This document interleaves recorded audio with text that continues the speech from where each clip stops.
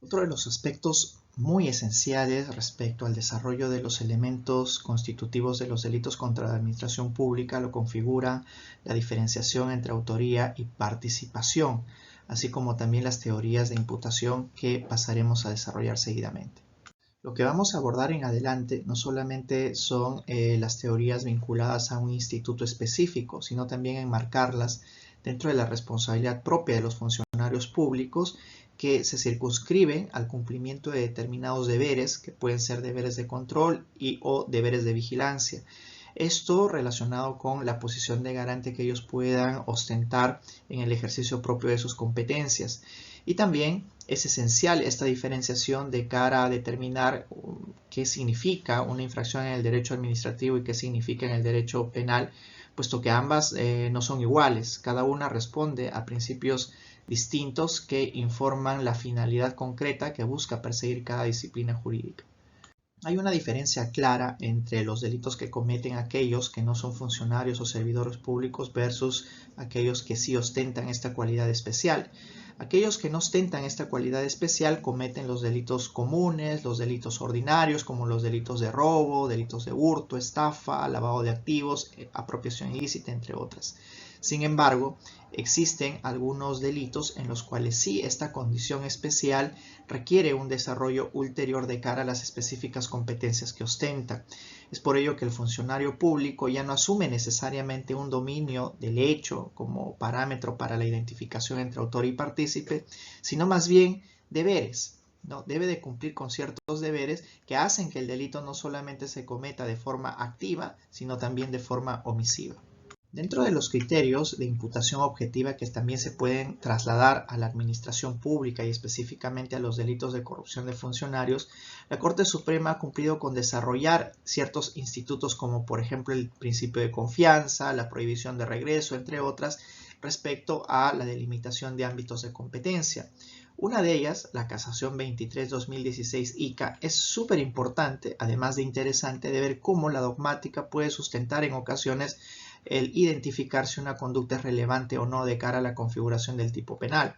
Y lo que nos ha señalado es, por ejemplo, la necesidad de acudir al principio de confianza, que es más evidente cuando se habla de organizaciones complejas. Y organizaciones complejas son precisamente las instituciones públicas en las cuales la persona, es decir, el funcionario público, tiene que interactuar con muchos otros funcionarios día a día y él confía en que, por ejemplo, si uno va a tomar una decisión valiéndose de informes de otros funcionarios, estos informes van a ser elaborados confiando en el principio de legalidad. Esta misma casación ha desarrollado presupuestos importantes de cara a verificar la concurrencia o no del principio de confianza y nos señala expresamente que para aplicar este principio en los delitos contra la administración pública debe tomarse en cuenta si el sujeto ostenta un determinado deber que implique la obligación de verificar el trabajo realizado por terceros y cuando no sea evidente que este último carece de idoneidad para la realización del trabajo que se le confiaba. En estas circunstancias, por ejemplo, podríamos descartar la concurrencia del principio de confianza. Este criterio de imputación objetiva es también muy importante de cara a identificar cuando un tercero puede utilizar de manera ilícita la conducta que alguien lo despliega dentro de su propio rol. Es decir, que mientras alguien cumpla con las funciones propias del cargo que el cargo encomienda dentro de la administración pública, no podrá imputársele responsabilidad si es que desconoce cuál es el actuar de otros funcionarios públicos que, por ejemplo, implica la presentación de determinada documentación falsa o con gastos indebidos. En este contexto, en casos como estos, no puede considerarse acreditado el dolo en el proceder porque precisamente esta persona primero desconocía cuál era la naturaleza del documento y así haya actuado con cierto grado de negligencia y al ser delitos dolosos quedaría fuera de la persecución pública. Existe un supuesto muy específico dentro de los alcances del principio de confianza que ha desarrollado la Casación 1546-2019 de Piura. Esta es si procede a aplicar el principio de confianza cuando se advierte, por ejemplo, una conducta contraria a las funciones que despliega este funcionario público. Y lo que nos ha señalado esta casación es de que en este supuesto la aplicación del principio de confianza exige, por supuesto, que no se presenten determinadas circunstancias que la excluyan, tales como, y cumple esta casación en señalar, cuando resulte evidente que uno de los intervinientes en el hecho realizó una conducta que defrauda las expectativas de su actuación conforme a derecho.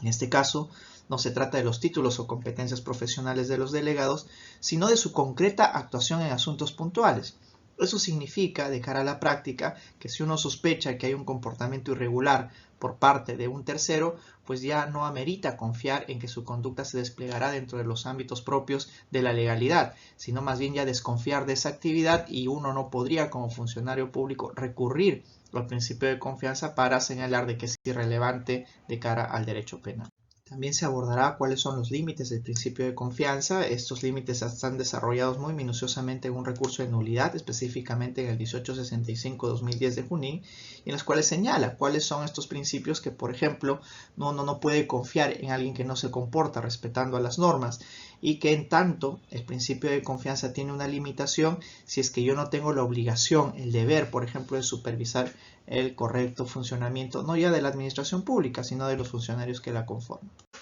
Dentro del análisis de casos existen dos casaciones muy interesantes que desarrollan no solamente la posición de garante, sino también el principio de confianza y cuál es la relación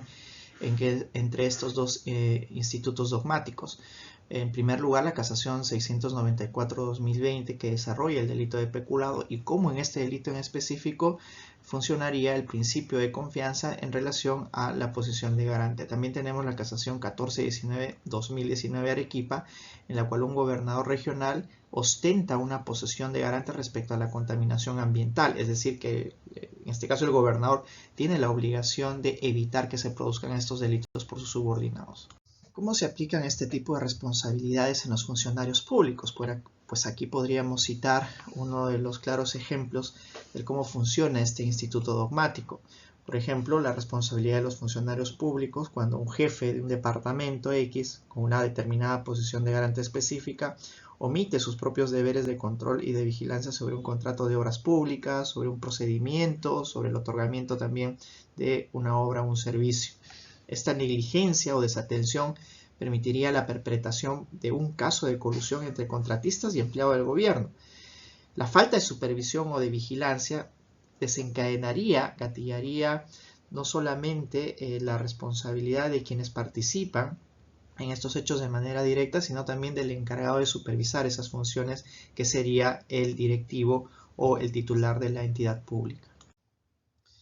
La responsabilidad de los funcionarios públicos es un punto trascendental dentro de todo el derecho penal, y en este caso nosotros hemos desarrollado que la supervisión y control son muy importantes de cara a una posición clave dentro de la administración pública, y cómo esto circunda el análisis de la corrupción y también otros delitos como el de peculado y cohecho. Y aquí debemos de destacar esta importancia respecto incluso a la prevención de la corrupción y mantener la integridad de la administración pública.